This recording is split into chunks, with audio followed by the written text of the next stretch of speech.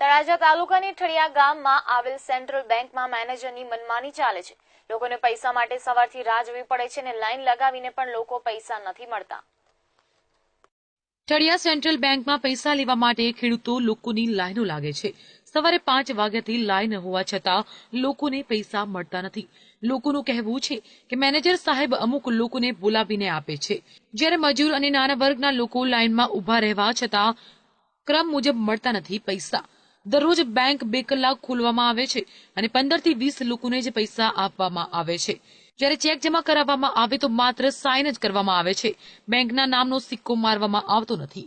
બેંકમાં વિકલાંગો અને senior સિટીઝનને no entry. ઠળિયા central બેંકથી લોકો ખૂબ જ પરેશાન થઈ રહ્યા છે, જ્યારે પોલીસ તંત્રની ગાડી માત્ર આંટા ફેરા કરીને પાછી જતી રહે છે। તો હવે ન્યાય માંગવો તો કોની પાસે? પીટી ડાભી સાથે હર્ષ રાવલ, લાઈવ ગુજરાત ન્યૂઝ, ભાવનગર।